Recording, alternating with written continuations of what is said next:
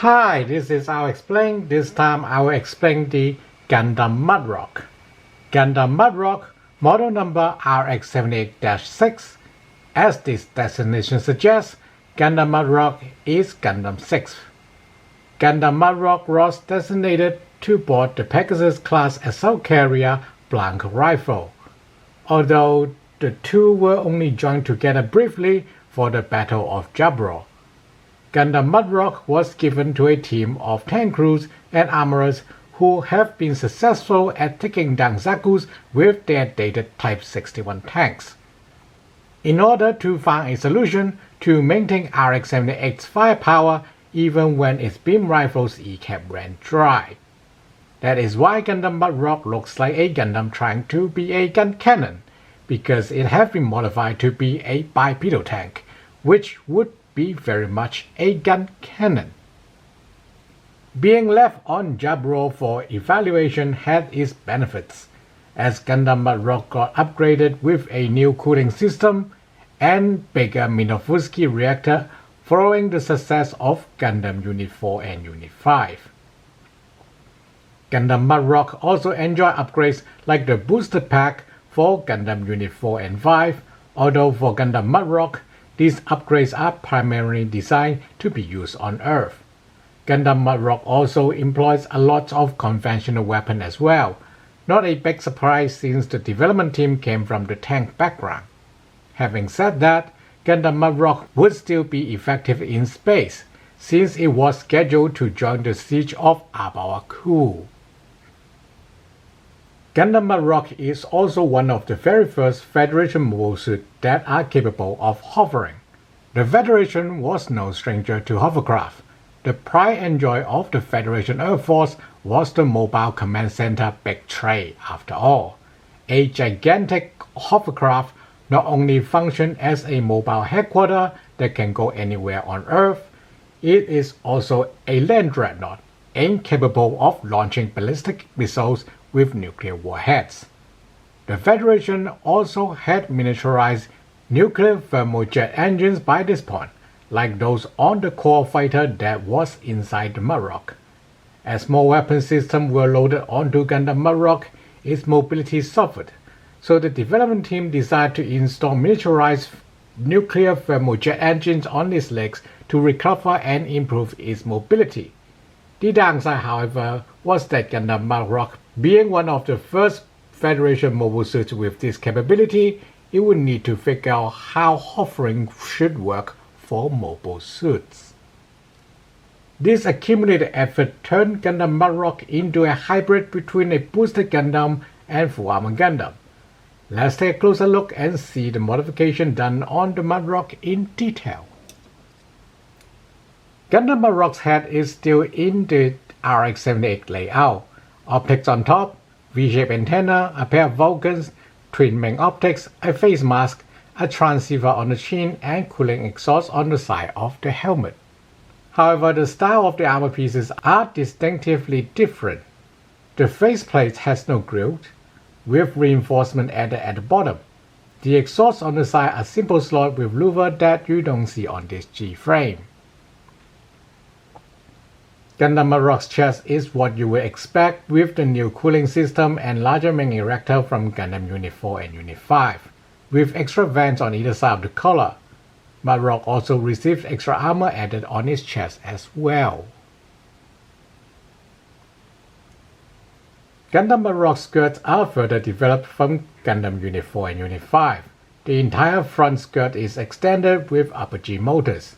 The longer front skirt is a common modification Federation Army and later Air Force would apply to their mobile suits to better protect the thighs, since standing is rather important for mobile suit fighting on Earth, something very natural for the Army background Mudrock team to do.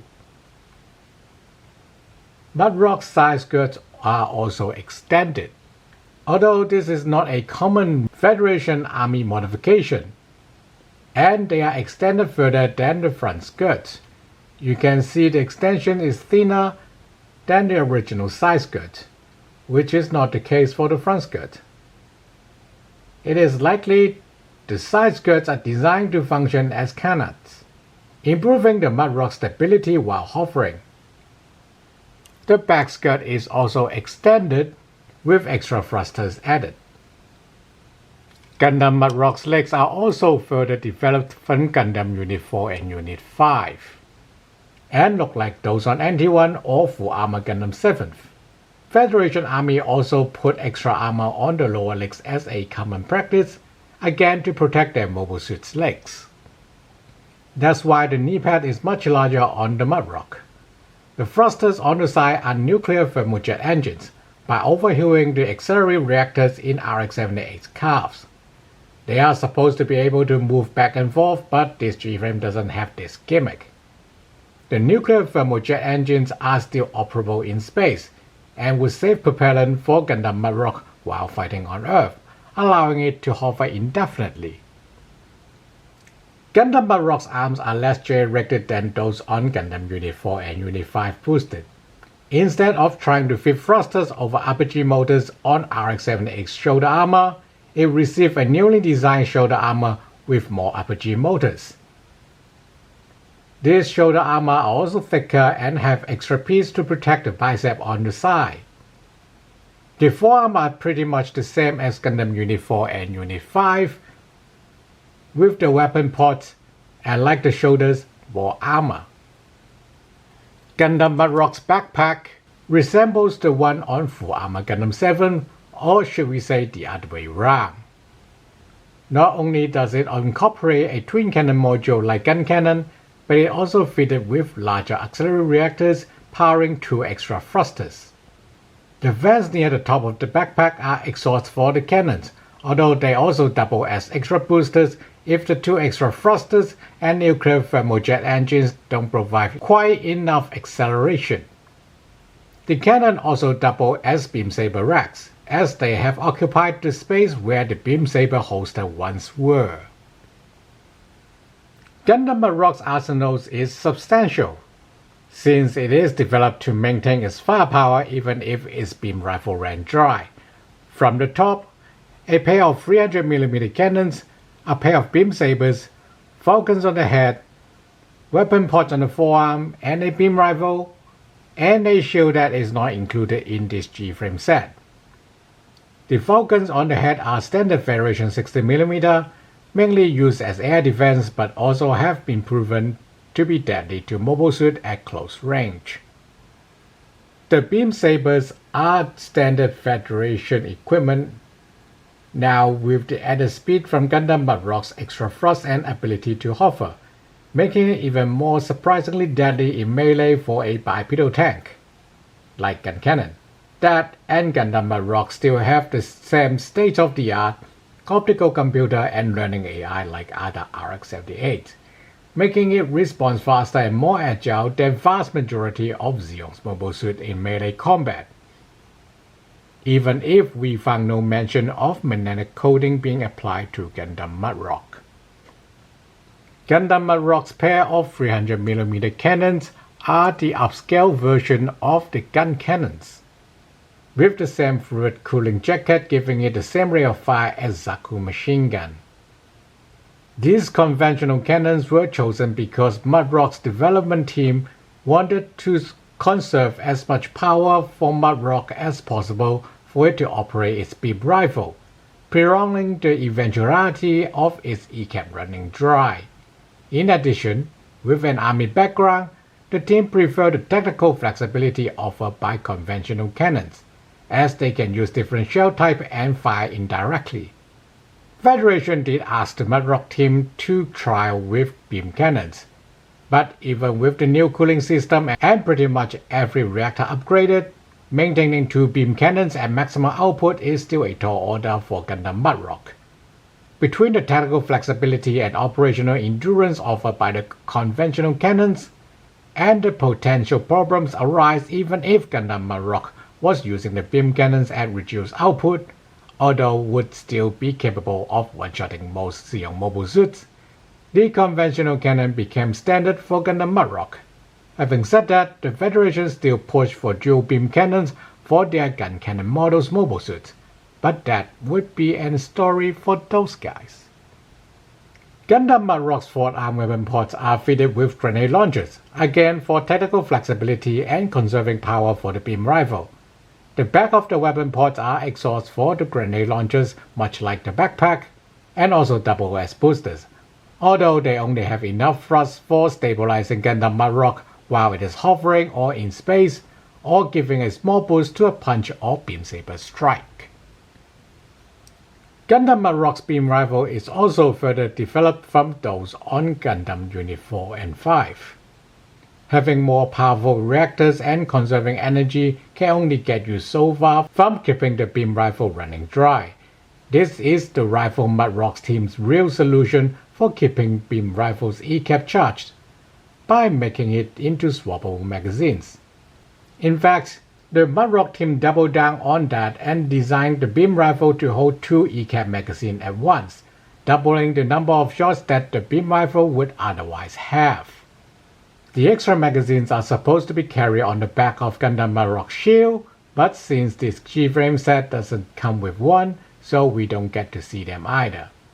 It is also worth noting that this beam rifle is designed like Gundam Ground Type's beam rifle, having a carry handle, more angular casing and optic, showing the development team's roots. Despite having a balance of power, speed, and tactical flexibility of full armor Gundams, boosted Gundams, and Gundam Ground Types, Gundam Mudrock's combat record is not impressive at all. Its first outing was at the Battle of Jaburo, without the nuclear thermojet engines installed, where it was overwhelmed by the invading Zeon forces while trying to defend its mothership, Blank Rifle, which was breached and abandoned.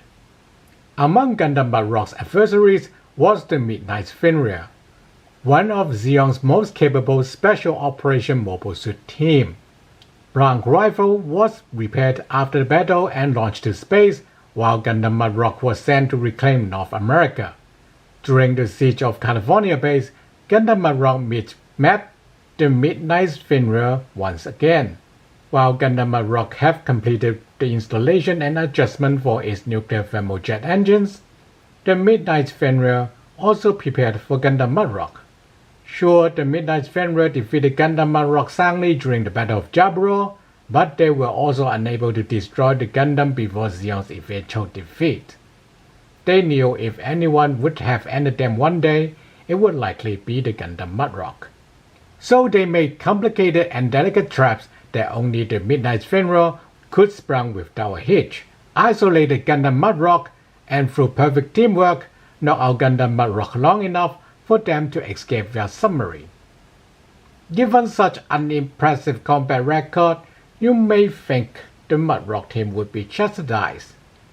That did not happen because the Federation won both Battle of Jaburo and Siege of California base, and the Mudrock team was considered martyrs, with surviving members being recruited into the Titans. Many Gundam Mudrock's features had become common Federation mobile suit features as well, like beam rifle with ECAM magazines, forearm grenade launchers, twin beam cannons, and calf-mounted nuclear thermojet engines. Maybe if Blank Rifle and Gundam Mudrock have more gifted pilots at their disposal, they may have had an even better time than the 13th during the 1-year war. Thanks for watching.